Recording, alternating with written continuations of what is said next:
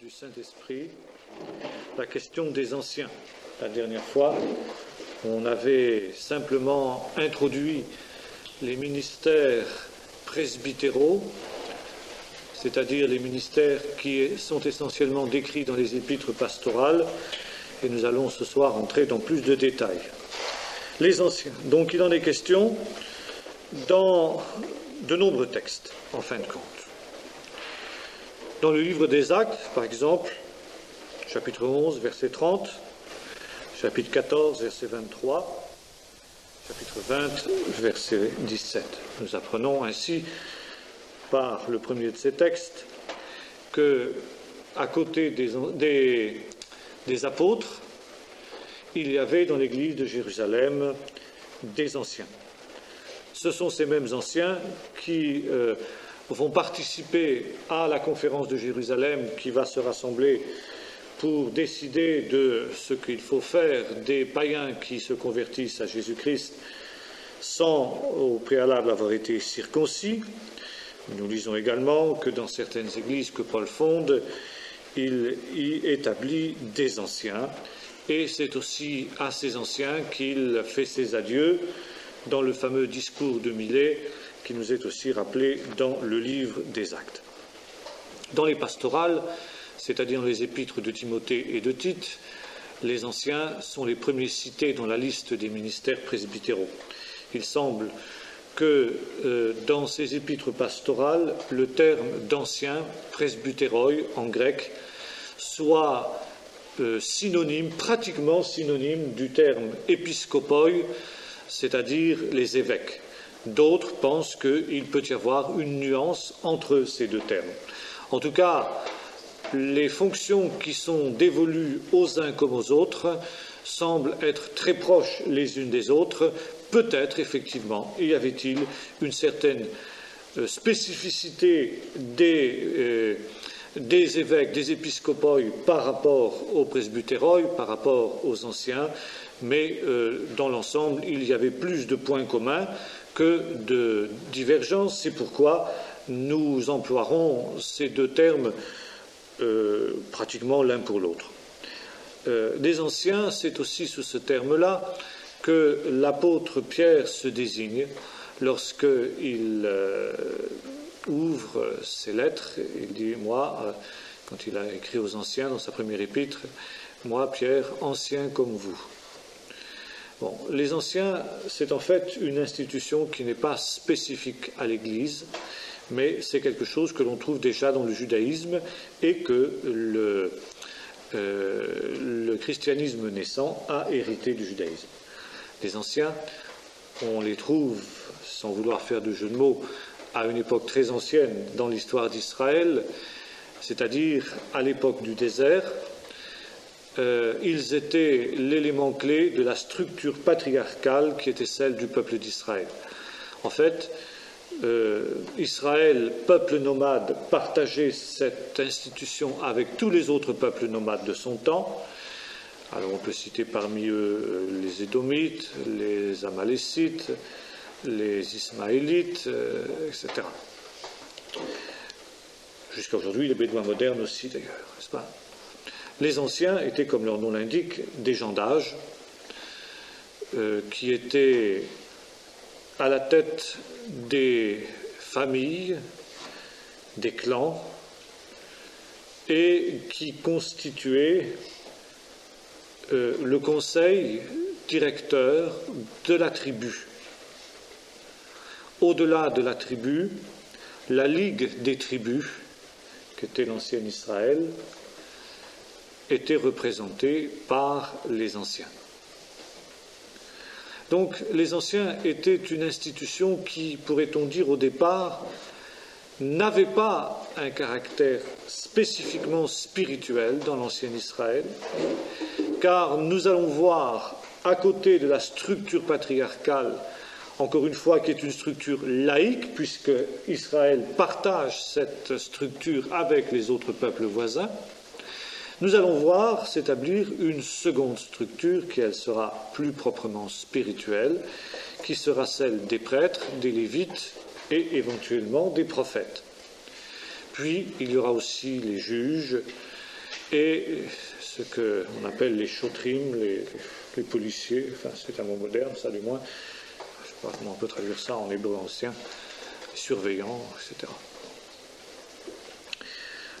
Quand Israël reviendra d'exil et que donc la structure patriarcale aura disparu après l'exil de Babylone, les anciens vont devenir les responsables de la synagogue. La synagogue va être administrée par des anciens. Qui sont des anciens? Plus, cette fois-ci, obligatoirement des gens qui sont descendants, ou plutôt les représentants des familles de la tribu, mais c'est quand même les représentants, si vous voulez, des familles qui composent la synagogue. Car la synagogue, qu'est-ce que c'est? C'est une association de familles juives qui sont dans un certain lieu et qui donc se rassemblent pour adorer Dieu, pour prier et pour étudier sa parole. Donc il y a un certain nombre d'anciens dans chaque synagogue jusqu'à nos jours. Ce sont effectivement quand même en général des gens d'un certain âge, j'imagine mal des anciens de 20 ans, n'est-ce pas, et qui, de fait de leur âge, des responsabilités qu'ils ont assumées dans la vie civile, sont des gens d'expérience, des gens de sagesse, qui sont capables de prendre des décisions et des responsabilités.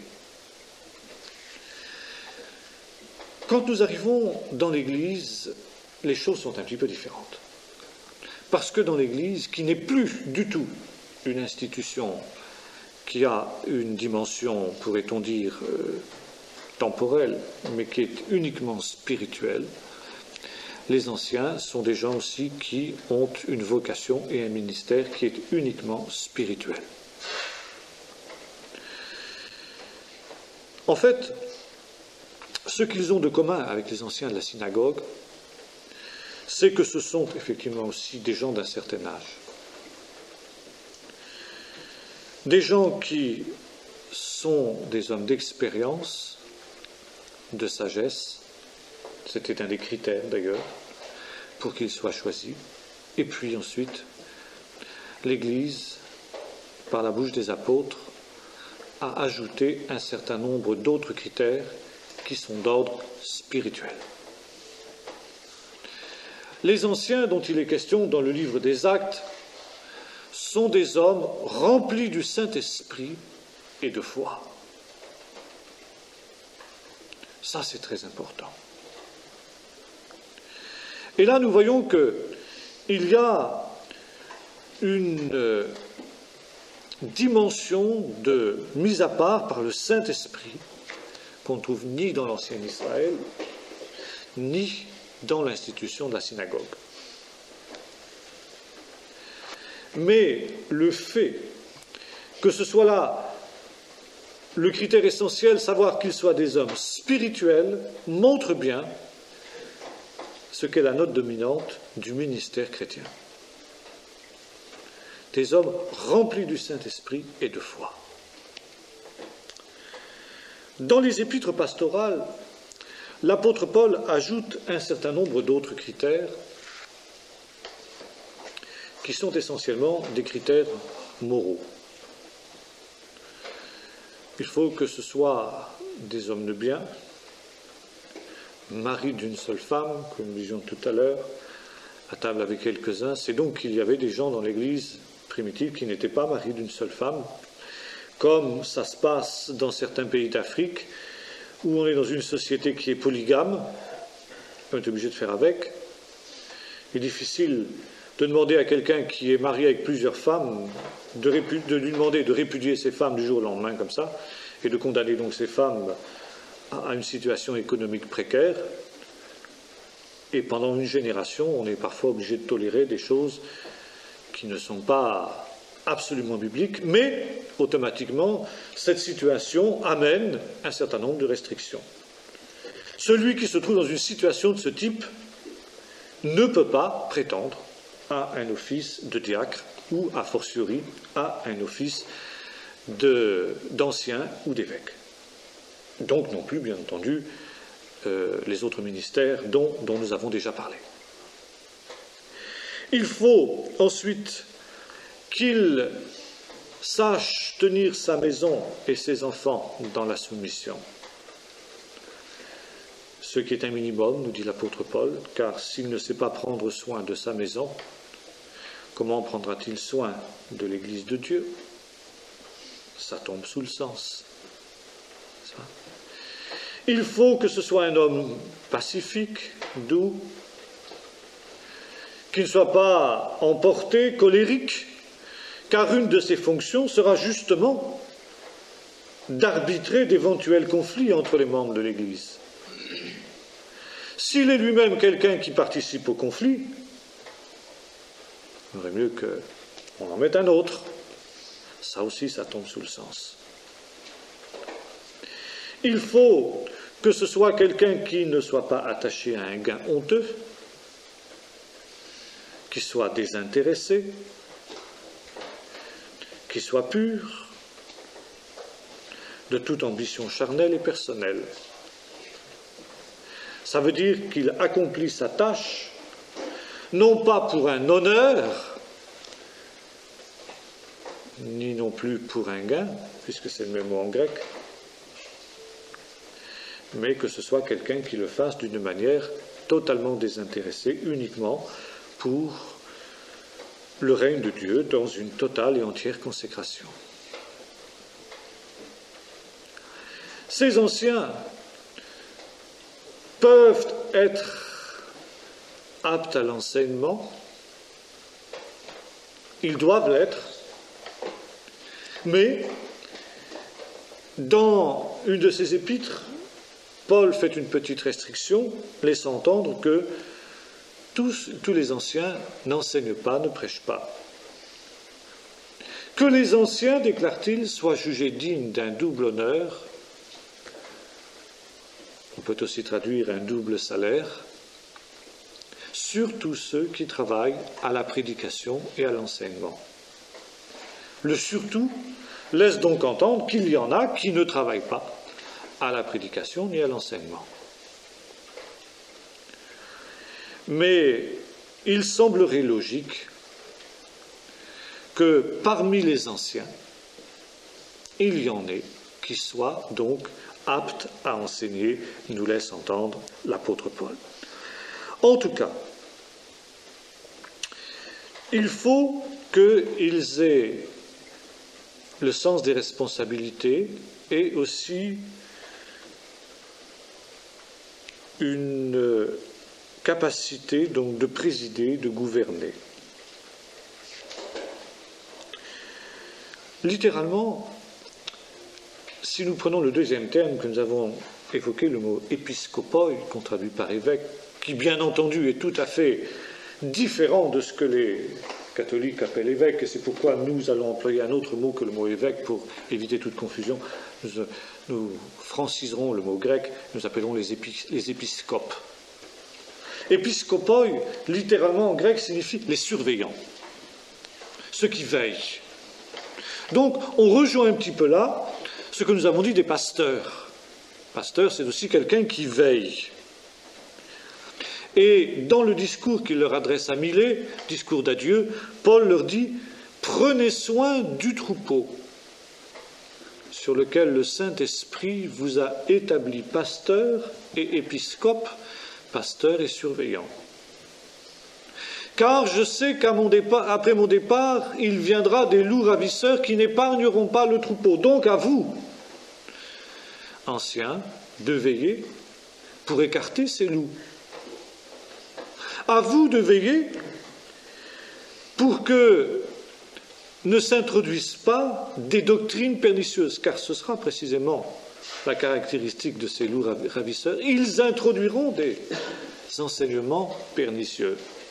Et c'est pourquoi l'ancien doit être propre à l'enseignement. Même s'il n'enseigne pas lui-même, il doit avoir une saine doctrine, il doit être d'aplomb sur la doctrine, il doit avoir une connaissance de la doctrine qui lui permette d'écarter les fausses doctrines. Et Paul dit cela à Timothée, il lui dit, car il y a des gens qui s'introduisent dans les maisons, ils captivent les femmes d'un esprit faible et borné, chargé de péché, agité de toutes sortes de passions, etc. Comme Janès et Jambres s'opposèrent à Moïse, ainsi ces gens s'opposent toujours à la vérité, mais ils ne feront pas de grands progrès. Donc il y a ces contradicteurs auxquels, nous dit l'apôtre Paul, il faut fermer la bouche. Et un des rôles des anciens, c'est de fermer la bouche, le cas échéant, à ceux qui viendraient enseigner des saines doctrines. Deuxièmement, ils doivent écarter ceux qui viennent créer du trouble, des divisions. Après un deuxième et un troisième avertissement, nous dit l'apôtre Paul, ceux qui causent des divisions doivent ainsi être écartés pour que le troupeau ne souffre pas précisément de ces gens-là.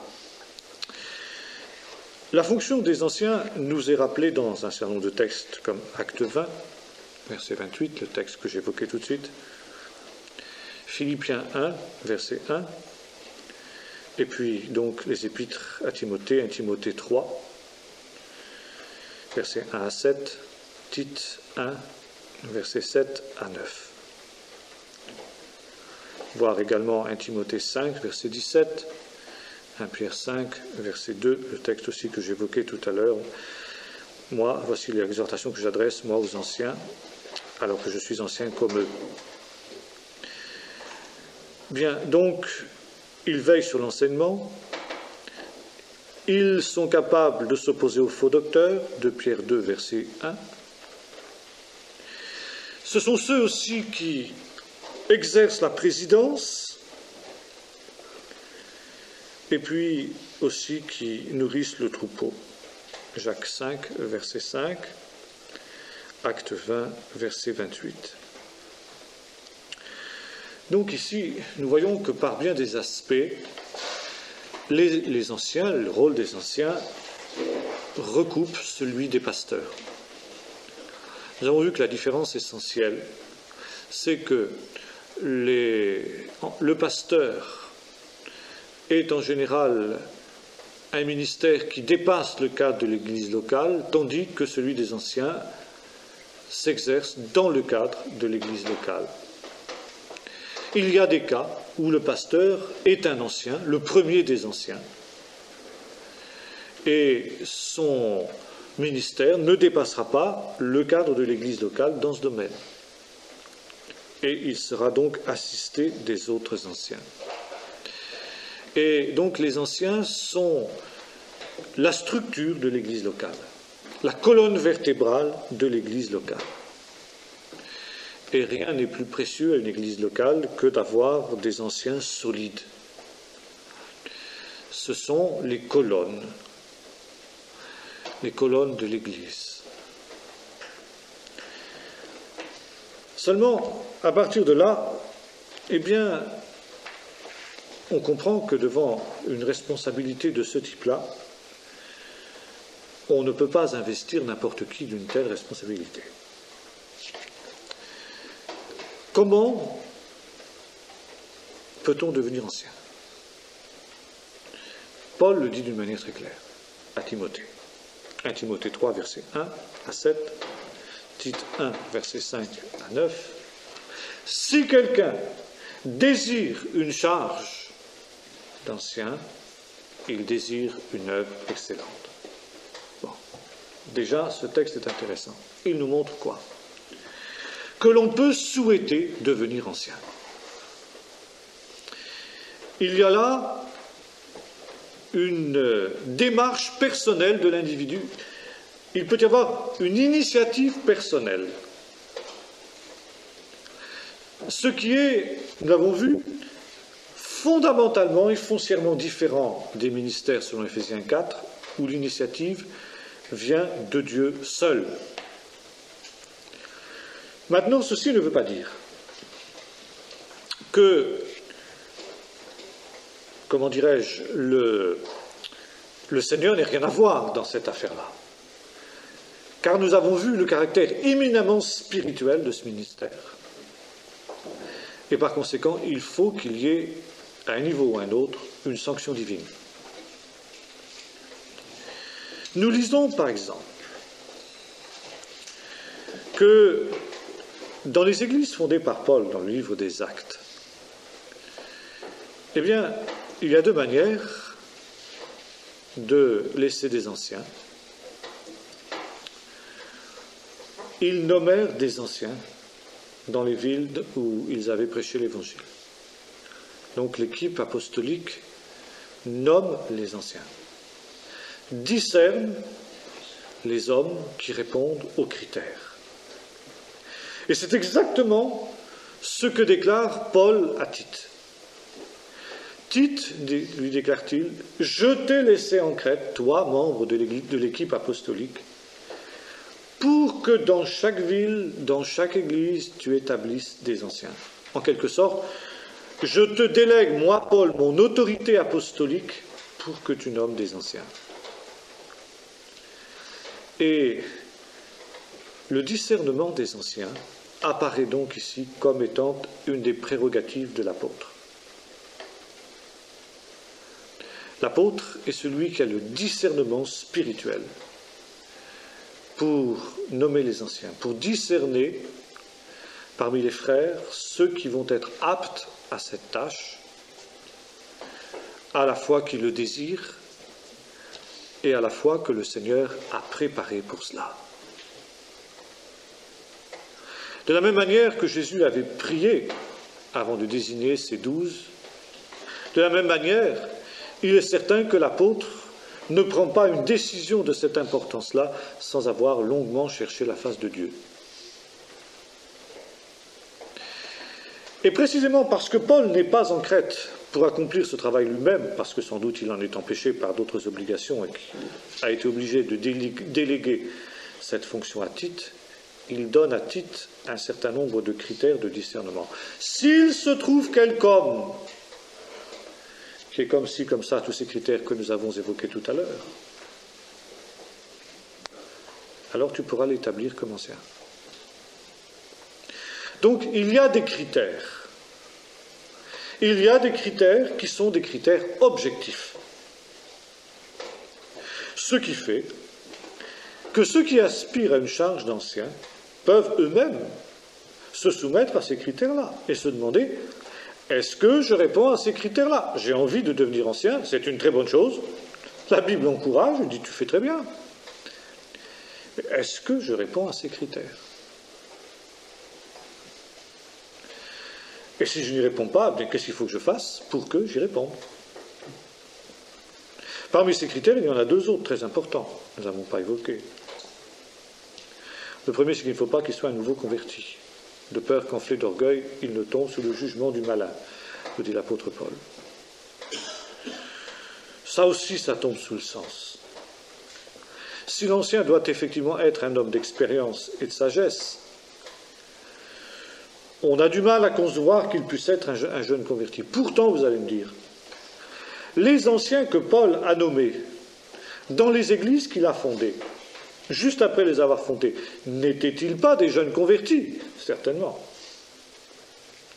Bon, je crois que Paul ici énonce un idéal. Ça n'est pas une règle absolue. Une jeune église qui est née de zéro aura obligatoirement une structure qui sera composée d'éléments qui seront jeunes, non seulement d'âge éventuellement, mais également d'expérience. Ces hommes vont être appelés à mûrir. Et Paul, justement, en prévoyant en quelque sorte un peu cette objection, dit qu'on les éprouve d'abord et qu'ils exercent leur ministère ensuite s'ils en sont dignes. Et l'on peut penser que ces anciens qui avaient été nommés par Paul dans les églises où il passait, semble-t-il, un peu à la hâte, avaient été placés là parce que Paul n'avait rien d'autre sous la main, si j'ose dire, parce qu'il avait aussi le discernement du Saint-Esprit, mais aussi avec cette recommandation qu'il se réservait le droit de revoir les choses si ça n'allait pas éventuellement ensuite. Ça, c'est l'autorité apostolique. L'autorité de l'apôtre se situe à ce niveau-là. Et lorsque, par exemple, dans un cas moderne, le frère Le Cossec a soudain discerné cet extraordinaire réveil en mouvement cigane au début du réveil, il a été amené à faire ce que Paul dit, tu dois établir des anciens. Il est arrivé à un stade dans le réveil où il a dû établir des anciens. Bon, le réveil était encore relativement récent, il était encore relativement jeune, et ça a été pour lui le grand tournant. Il a fait cela en tremblant, il a été obligé là d'établir des hommes qui étaient encore des hommes jeunes, et des hommes qui étaient jeunes dans l'âge, dans l'expérience et dans la foi. Et il l'a fait évidemment après avoir longuement cherché la face de Dieu, et Dieu avait donné des directives très claires, des révélations du Saint-Esprit en ce qui concerne un certain nombre d'hommes qui aujourd'hui sont les cadres du mouvement de Tzigane, manifestant ainsi que le choix de Dieu était le bon, n'est-ce pas? Donc il y a là véritablement cet appel de Dieu qui est là. Alors ensuite, il y a la formation. Ces hommes doivent être formés, qu'ils exercent leur ministère ensuite. Et puis il y a un autre critère, qu'ils reçoivent un bon témoignage de ceux du dehors. Ça aussi, c'est une chose importante. Qu'ils aient un bon témoignage de ceux du dehors. Et alors, à ce moment-là, eh bien, les anciens sont, je dirais, en quelque sorte, accueillis par l'Église locale. L'Église locale dit, eh bien, effectivement, ce sont des hommes que Dieu nous donne. Mais si après le temps d'épreuve, l'épreuve est négative, l'Église peut dire, tu sais Paul, sur les anciens que tu nous as donnés, il y en a un pour lequel, là, on a vraiment des doutes, hein, ça ne va pas trop. Éventuellement, la chose peut être alors revue, c'est évident. Et c'est aussi la raison pour laquelle il est écrit dans un autre texte du livre des Actes, ils firent nommer des anciens. Bon, du moins, c'est comme ça qu'on traduit généralement. Et ce texte, qui est le seul texte relatif à, entre guillemets, l'élection d'anciens par l'Église, est finalement celui qui a été privilégié par toutes les églises de type congrégationaliste pour justifier la nomination des anciens dans les églises par des votes. En fait, le terme grec ne signifie absolument pas cela. Le terme grec signifie ce que nous venons d'exposer, ça veut dire qu'il présente à l'Église un certain nombre d'anciens, d'hommes qu'il leur propose comme des anciens, et l'Église se prononce, disant, celui-là, vous ne le connaissez pas aussi bien que nous, hein, mais vous savez, celui-là, il n'a pas tellement un bon témoignage. Ah bon, il n'a pas un bon témoignage? Non. Voilà ce qu'on dit de lui, il a donné au vin, il est comme ci, il est comme ça. Ah bon, on va prendre un autre alors. En tout cas, ce qui est certain, et ça je voudrais insister très fort, parce que c'est un gros problème dans bien des églises, la nomination des anciens n'est jamais une nomination qui est faite au suffrage universel et direct, cher à la République française et aux révolutionnaires de 89. Il ne faut pas mélanger les choses. L'Église n'a jamais été et ne sera jamais une démocratie. Non pas que la Bible soit contre la démocratie sur le plan politique, ça n'a rien à voir. Comme disait Churchill, la démocratie est le pire des systèmes à l'exception de tous les autres. C'était son jugement. Je crois que c'est dû à deux choses. Premièrement, parce que c'était quelque chose qui était vécu par l'Église primitive. Qu'elle est de soi. Il n'y avait pas besoin de le dire. Et il n'y a pas un traité systématique, hein, comme on pourrait trouver, chercher dans le Talmud, par exemple. Chercher dans le Talmud les prêtres. Bon. Comment les prêtres sont comme ci, comme ça. Non. Mis à part ça, ces textes timothéatiques, il n'y a pas. Bon. C'est quelque chose qui va de soi, qui est une vie. Deuxièmement, il y a le fait que l'Église traditionnelle, l'Église au long de son histoire, s'est écartée du modèle biblique. On voit, par exemple, très intéressant, la Didaché. La Didaché avait encore ces ministères-là. Là, on les voit en fonction. C'est très intéressant l'étude de la Didaché à ce niveau-là. Puis, ensuite, on a le système hiérarchique qui s'installe. Et notamment, c'est au moment de la conversion de Constantin, quoi, parce que l'Église devient une institution d'État. Alors l'État veut dominer les choses, et alors il veut la contrôler, il met la même structure que dans les fonctionnaires civils, quoi. Et on a le même problème, la République aujourd'hui. Si on a évoqué ces problèmes de ces diacres et ces anciens qui sont élus au suffrage universel et direct, c'est parce que la République française veut contrôler les églises. Jusqu'à un certain point, ce n'est pas illégitime entièrement. Ils veulent savoir ce qui se passe. Bon, c'est une institution dans l'État. Encore qu'il ne faut pas que ça dépasse certaines limites. C'est tout le problème des rapports entre Église et État. C'est un problème beaucoup plus complexe. Enfin, qui est beaucoup plus complexe, peut-être pas, mais qui est complexe aussi. Pas. Mais c'est toujours la même tentation. L'Église s'aligne sur les institutions de l'État parce que c'est plus facile. Parce que le reste est spirituel. Et quand on perd la vision spirituelle, eh bien, on revient sur une structure humaine. Et la structure étouffe la vie. Et ça, c'était la grande découverte des pentecôtistes. Les pentecôtistes du début du siècle. Ils ne voulaient pas de structure. Et ils sont tombés dans l'extrême inverse. Ils ne voulaient pas de structure parce qu'ils disent les structures tuent la vie. Les structures tuent le Saint-Esprit. C'est vrai, mais il y a les structures qui sont données par le Saint-Esprit. Mais quand le Saint-Esprit n'est plus là, on a tendance à remplacer les structures données par le Saint-Esprit par des structures humaines. Et le système catholique est typique de cette affaire-là, parce que le système catholique, quand tel qu'il vous l'explique, ils disent mais c'est profondément enraciné dans la Bible. Et ce n'est pas faux. Ils ont les évêques qui sont les successeurs des apôtres, donc ils ont la vision de l'apôtre, telle que la Bible montre. Ils ont les anciens qui sont les prêtres.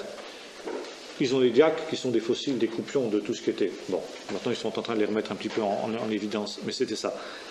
Seulement, ça n'a plus rien de spirituel. C'est uniquement administratif, c'est mort, c'est figé, c'est structuré. Il n'y a plus la vie de l'esprit dans ces choses-là.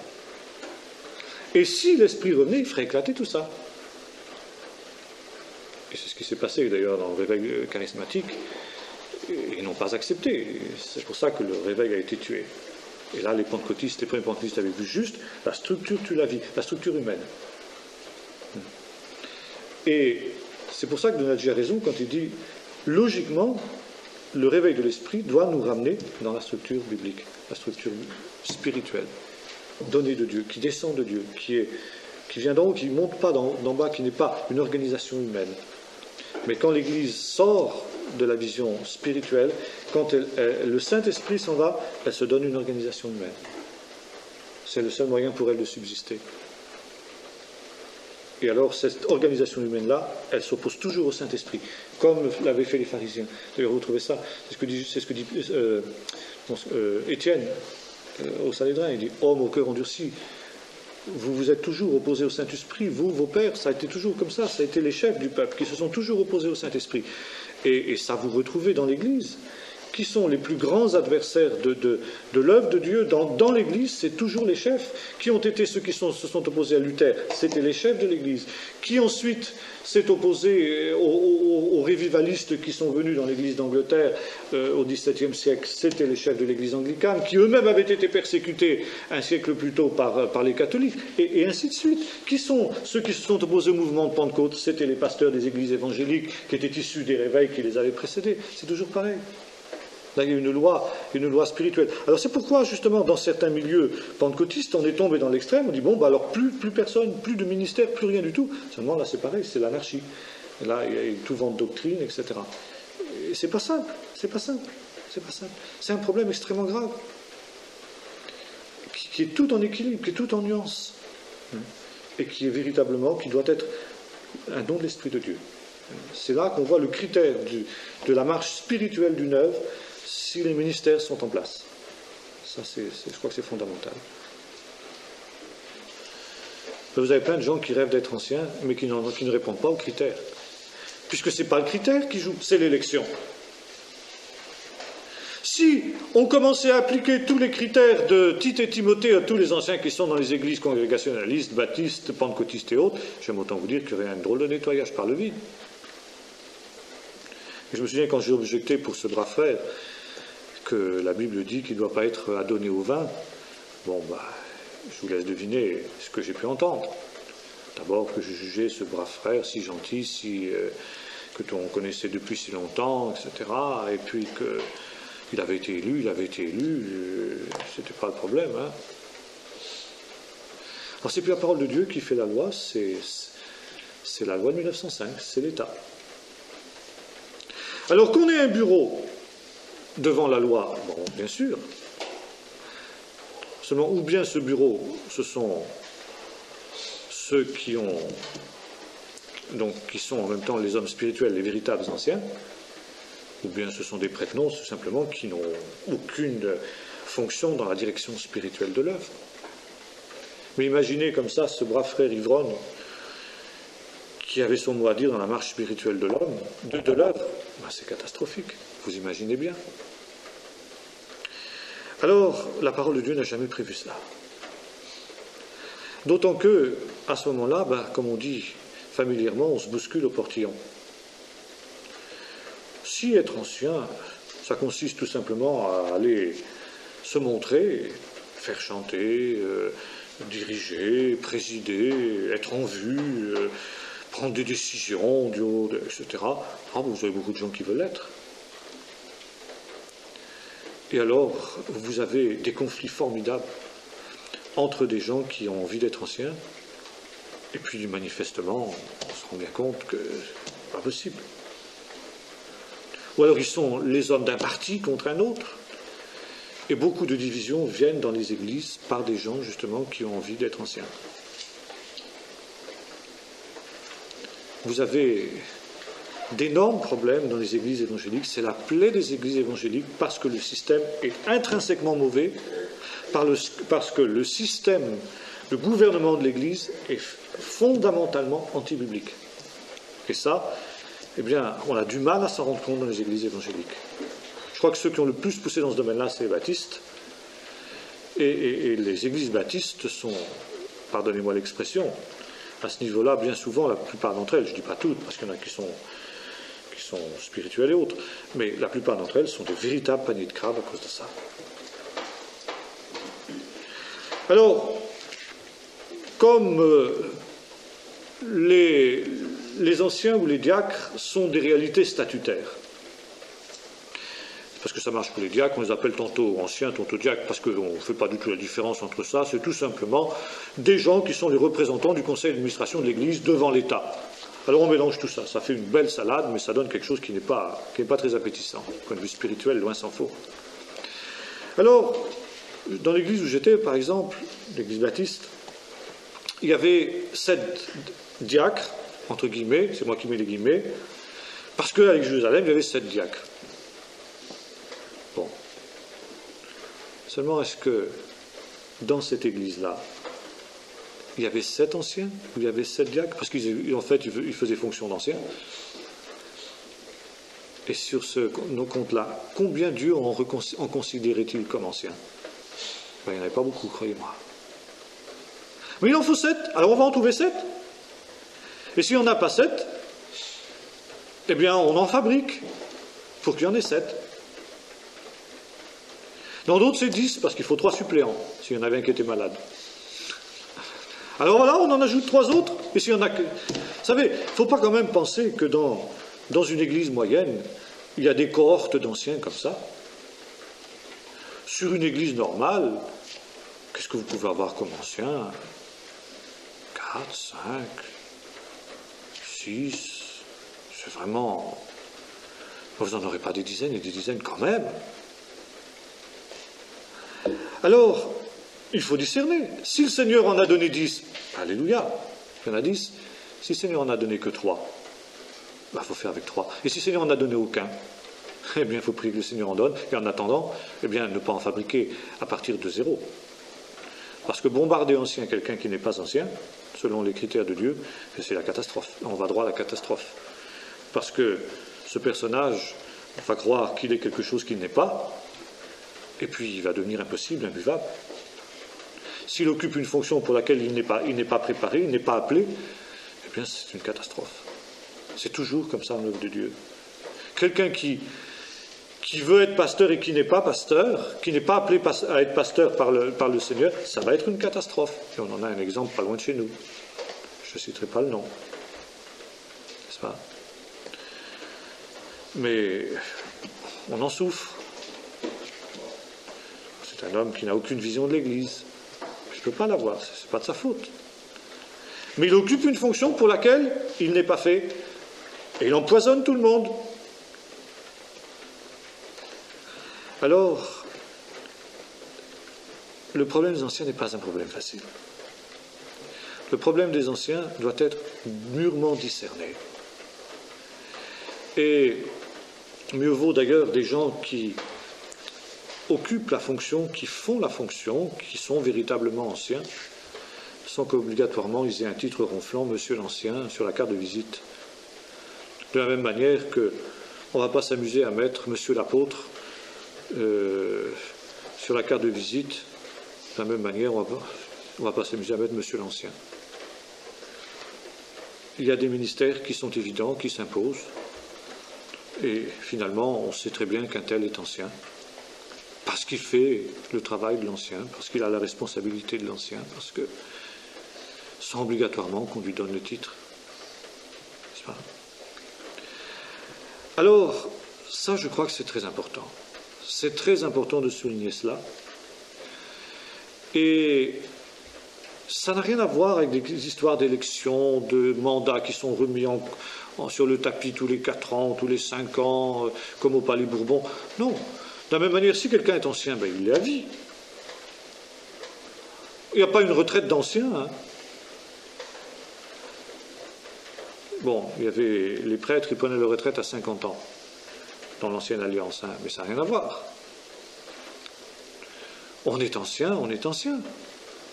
De la même manière que quelqu'un qui est apôtre, il n'a pas une retraite d'apôtre. Hein. Alors, ça c'est très important parce que il y a cette ratification du Saint-Esprit qui est là, qui est essentielle. Et autant de bons anciens, de véritables anciens, sont une bénédiction pour l'Église, je disais tout à l'heure, l'Église locale, qui a alors une structure solide, qui repose sur des colonnes, autant des anciens qui n'en sont pas peuvent être alors là un désastre. Et ça, j'en parle en connaissance de cause, parce que je me suis trouvé dans l'église où j'étais avant confronté à ce problème-là, et je sais le dégât, le tort que ça peut faire. Et ça, c'est des problèmes qui sont partis pour des générations après. Hein. Quand on a fait cette erreur-là au départ, c'est des générations, c'est presque irrattrapable après. Et on comprend les précautions dont s'entourait Paul quand il disait à Tite, fais attention, hein, si tu établis des anciens, fais les anciens, il faut qu'ils soient comme ci, comme ça, comme ça, comme ça. Il multiplie les choses, parce que c'est trop grave, c'est trop sérieux. Et à partir du moment où il y a cela, alors il peut y avoir une très très grande bénédiction. Dans la mesure où ces anciens sont humbles, on marche la main dans la complémentarité. Chacun, bien entendu, dans le cas de l'Église locale, il en sera comme dans le cas de l'Église universelle. Chacun aura sa fonction plus spécifique. Nous avons vu, il y a ceux qui prêchent, ceux qui enseignent, ceux qui ne le font pas. Mais chacun sera utile là, à la place où il est, et ne cherchera pas à aller au-delà de ses limites, à empiéter sur les prérogatives de son frère. Mais il y aura une prise de conscience de ce qu'est chacun, des dons, des talents reçus par les uns et les autres, et ce sera la réalité qui sera mise au service de l'ensemble. Et peut-être que précisément, là aussi, la tâche des ministères, c'est de coordonner ces anciens. Ce n'est pas une chose qui est toujours facile. ça, pour justement faire en sorte que ce soit cette équipe harmonieuse. Dans le fond, c'était ce que faisait Paul avec son équipe, comme c'était sur un plan différent, c'était pas des anciens, parce que c'était pour le cas de l'Église universelle, mais il avait cette équipe apostolique avec lui qu'il coordonnait, en quelque sorte. N'est-ce pas ? Il en va de même pour les diacres. Les diacres sont un ministère du même type que celui des anciens. C'est un ministère local, pour l'Église locale, qui lui aussi répond à des critères. Et en fait, quand nous comparons les critères qui sont évoqués par l'apôtre Paul pour les anciens et pour les diacres, on se rend compte que c'est à peu près les mêmes critères. N'est-ce pas ? Il n'y a pas grande différence. Qu'est-ce qui diffère ? Eh bien, ce qui diffère, c'est le type de ministère. Le diacre, c'est le diakonos, diakonoi au pluriel, en grec, qui signifie, selon l'expression de vieux français, le ministre. Ça vient de là, le ministre. Parce qu'au départ, ce qu'on appelle des ministres aujourd'hui ne sont pas devenus les personnages imbuvables que nous avons dans le monde politique, mais les ministres sont les serviteurs de tous. Bon, on va dire ça, nos ministres, ils en sont loin, bien sûr, hein, ça c'est évident. Mais dans le cadre de l'Église, il devrait en être autrement. Le mot diaconia, c'est un mot général aussi qui représente en quelque sorte le ministère en général. Et les ministères s'appellent aussi des diaconioi. Apôtre, c'est un diaconia. Prophète, c'est un diaconia.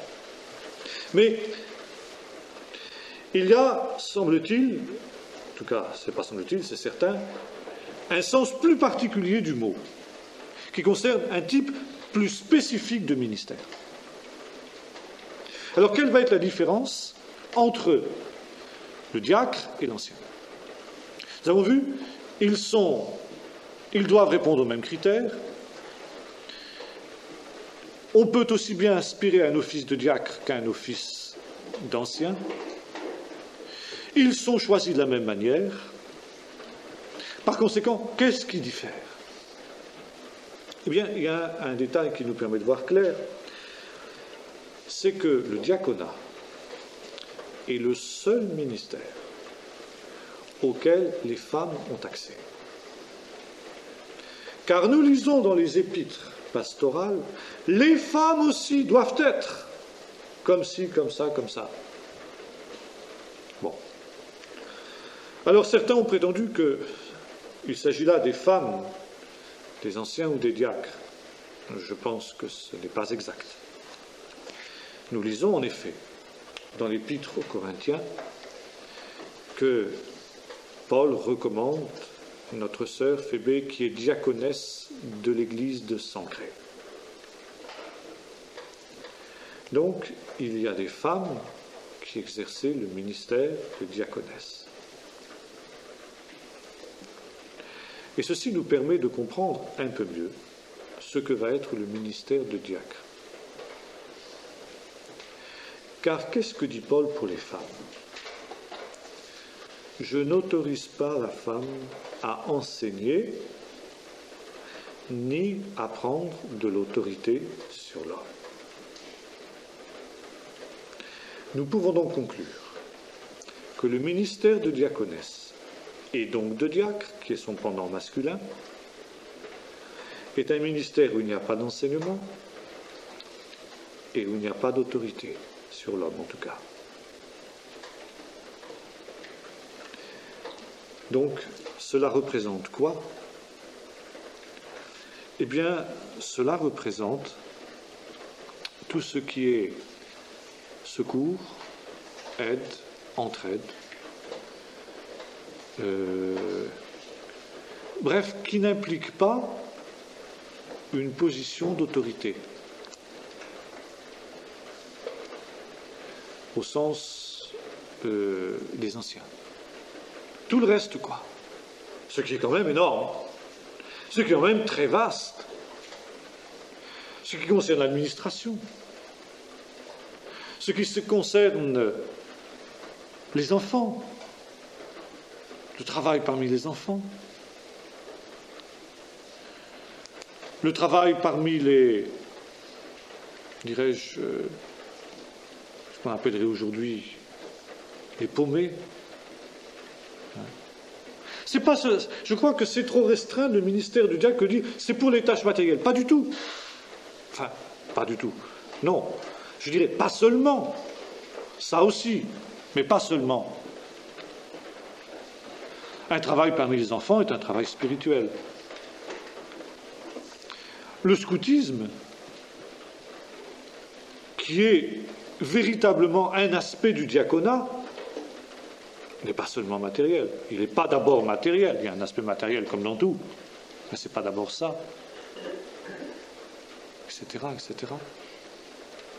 Le travail parmi les alcooliques, parmi les clochards, parmi les drogués, c'est quelque chose qui appartient au diaconat.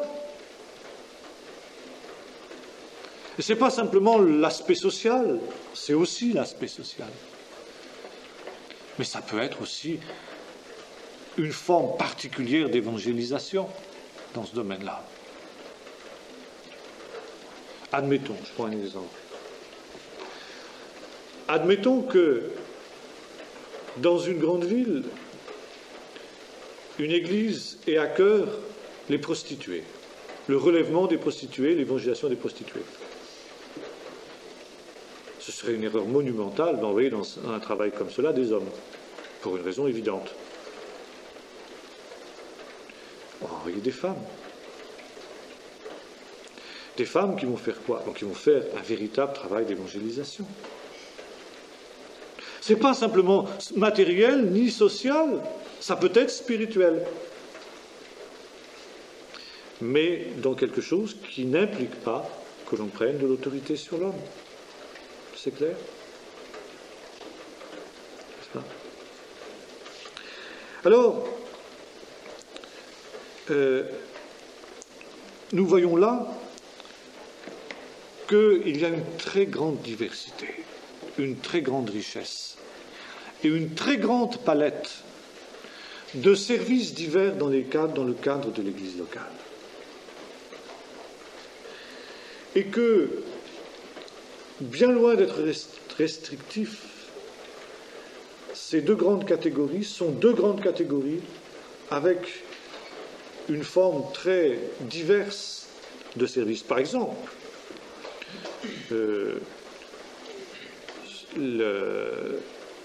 la musique dans une assemblée, ça appartient au diaconat.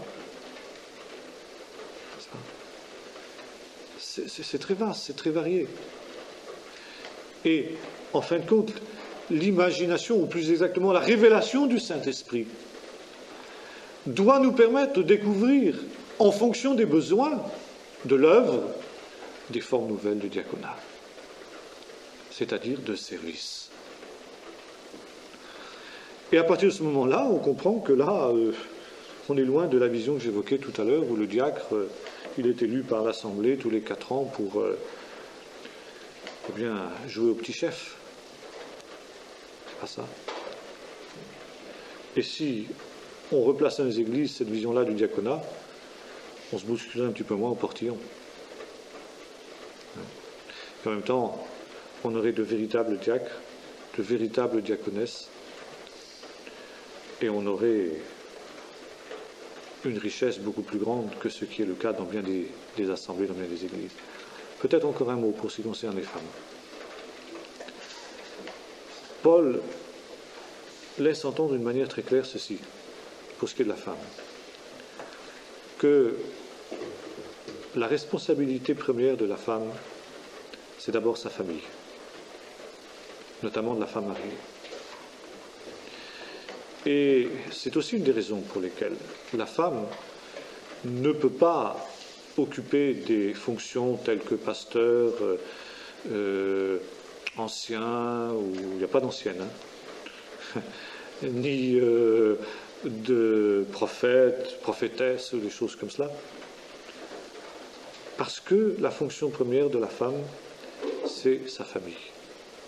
Si quelqu'un, dit Paul, en relation avec les femmes dans le contexte, n'a pas soin des siens, premièrement de ceux de sa maison, il est pire qu'un infidèle, il a renié la foi. Ça va très loin. Et Paul s'en prend à ces femmes qui délaissent leur propre maison pour courir de maison en maison, qui sont intrigantes, bavardes, sous prétexte de visite. On en connaît dans des églises, des femmes comme ça. Je me souviens d'une certaine église proche d'ici, il y avait une femme qui s'était sentie comme ça, un ministère de ce type-là. Bon, le mari, la femme, les enfants rentraient, et rien de près, et c'était obligé de faire chauffer le repas, et tout ça, la femme rentrait à des heures impossibles, etc. Bon, il ne faut pas s'étonner que, qu'est-ce que vous voulez, l'homme se soit trouvé une autre femme au bout d'un temps, quoi. Mais ça, c'est humain. Hein. Et la Bible est sage. La Bible connaît la nature humaine, et la Bible fait devoir aux femmes, d'abord, de s'occuper des leurs. C'est leur priorité. Maintenant, il y a deux catégories de femmes qui, elles, peuvent avoir un engagement plus précis dans le service de l'Église. Les vierges, et c'est pourquoi Paul leur accorde une attention spéciale dans la première épître aux Corinthiens. Il dit ceci. Dans le contexte de l'époque, bien sûr, il faut replacer, savoir que c'était le père qui prenait la décision de marier sa fille. N'exagérons pas. La fille était consultée, et un père responsable n'aurait jamais bien entendu marier sa fille avec quelqu'un qu'elle n'aimait pas. Mais enfin, c'était le père qui prenait l'initiative. C'était comme ça que ça se passait. Alors Paul s'adresse au père et dit, voilà, si un homme estime déshonorant pour sa fille de dépasser l'âge nubile, sans qu'elle soit mariée, il désire la marier, parfait. Il ne pêche pas, il veut marier sa fille, qu'il la marie, très bien. Mais celui qui, là aussi sous-entendu, bien entendu, avec l'accord de sa fille, ayant une pleine conviction, sans pression d'aucune sorte, mais a pris une ferme décision de garder sa fille vierge, tu l'as fait mieux. Qu'est-ce qu'il veut dire par là? Eh bien, Paul veut dire par là que, ce qu'il dit d'ailleurs d'une manière très claire, la femme mariée s'inquiète des moyens de plaire à son mari, mais celle qui n'est pas mariée est tout entière de cœur et de corps au Seigneur. Et il est clair que l'Église primitive n'est pas tombée dans les outrances de l'Église romaine en privilégiant le célibat et ensuite en l'imposant comme une condition sine qua non au service de Dieu. Mais par contre, à encourager ce qui était quelque chose de tout à fait révolutionnaire dans le contexte de l'époque et notamment dans le contexte juif, à encourager des jeunes filles qui ressentaient l'appel de Dieu à embrasser le célibat pour une consécration à l'œuvre de Dieu dans le diaconat. Et ça, c'est très important de le souligner, parce que la réforme, elle, dans, si vous voulez, la réaction anticatholique qui était la sienne, est allée quasiment jusqu'à imposer le mariage. Et il y a même certaines églises, il y a eu des débats là-dessus, au moment de la réforme. Par exemple, les Vaudois, ou d'autres, je ne sais plus, il me semble que c'est les Vaudois, je ne saurais plus, bon, je ne veux pas dire de bêtises, mais du moins certaines églises, imposaient que, jusqu'à d'ailleurs aujourd'hui, leur pasteur soit marié. On ne peut pas être pasteur sans être marié. Ce qui est un comble. Vous voyez, on était tombé d'une extrême à l'autre. Les catholiques disaient on ne peut pas servir le Seigneur si l'on n'est pas marié, si l'on est marié, et certaines églises de la Réforme ont dit si on n'est pas marié, on ne peut pas servir le Seigneur. Je me souviens de ce que disait notre frère M. Willem, quand il a quitté le catholicisme, les gens voulaient le marier. Parce que ce n'était pas concevable. Vous êtes converti, donc vous devez vous marier. Je dis non, moi je sais que je suis appelé au célibat, Non. Alors il faut ramener les choses dans leur juste mesure. Il existe, notamment, bon, pour les hommes aussi, pour les hommes ça joue moins, parce que la responsabilité de l'homme pour les siens, pour sa famille, existe comme pour la femme, bien sûr. Et quand Paul dit que celui qui n'a pas soin des siens, notamment de ceux de sa maison, a renié la foi, qu'il est pire qu'un infidèle, il dit ça aussi pour les hommes. Mais encore une fois, la responsabilité première de la femme, c'est d'abord sa maison. Pour l'homme, ça joue moins. Donc, si une femme désire véritablement servir le Seigneur d'une manière absolue, d'une manière totale, dans une consécration totale, eh bien, l'option du célibat est quelque chose qui alors s'impose presque, si j'ose dire. Et c'est pourquoi nous avons une autre catégorie de femmes qui semble, dans l'Église primitive, avoir été le réservoir essentiel de diaconesse, c'était les veuves. Et Paul consacre aux veuves, justement, dans la première à Timothée, dans laquelle, justement, il expose ce qui concerne les anciens et les diacres, une place particulière. Seulement, il dit attention, pas n'importe quelle veuve. Et là, il semble que les veuves constituaient dans l'Église une catégorie à part de femmes qui étaient au service de Dieu. En même temps, en contrepartie, elles étaient aussi entretenues par l'Église, parce qu'il n'y avait pas de pension de veuve à ce moment-là. Et la plupart, souvent, la situation des veuves, comme on le voit d'ailleurs dans l'Ancien Testament, était tragique. La veuve et l'orphelin, c'était le sous-prolétariat à cette époque-là. C'est les gens qui mendiaient. Alors il y avait, bien sûr, comme on le voit dans l'église de Jérusalem au départ, les veuves qui recevaient, donc il y avait un service de table, c'est-à-dire des secours matériels pour ces femmes. Pour ces femmes-là et vraisemblablement pour leurs enfants. Donc ça s'est maintenu dans l'église, les veuves. Il y avait un rôle, et Paul dit attention, pour qu'une veuve soit inscrite sur le rôle, il faut qu'elle soit comme ci, comme ci, comme ci, comme ça. Et on voit, en fin de compte, que ce sont les mêmes critères que pour les diacres et les diaconesses. Mais refusent les jeunes veuves. Parce que les jeunes veuves, elles vont se marier. Et par conséquent, elles n'auront plus la même disponibilité. Pour qu'une veuve soit inscrite au rôle, il faut qu'elle ait dépassé 60 ans, il faut qu'elle ait élevé ses enfants, qu'ils soient bon témoignage, qu'ils aient bien élevés. Il faut qu'elle ait lavé les pieds des saints, ça veut dire qu'elle était au service des saints, donc un rôle de diaconesse. Et à ce moment-là, elles avaient une fonction dans l'Église. Donc, voyez-vous, toute cette question ici du ministère, on disait quelque chose de très vaste, et quelque chose qui a été mal perçu par les Églises en général. Et je voudrais simplement terminer par la parole de Donald G., qui, dans une de ses dernières conventions, avait déclaré ceci: le mouvement de Pentecôte réussira ou échouera dans la mesure où il redécouvrira ou ne redécouvrira pas les ministères. Et de fait, on peut dire que si, à bien des égards, il y a eu des échecs, il y a eu des problèmes, pas seulement dans le mouvement Pentecôte, mais dans le monde évangélique d'une manière générale, c'est en grande partie, pas seulement dû à ça, bien sûr, mais c'est une des grandes raisons, et précisément ce problème des ministères.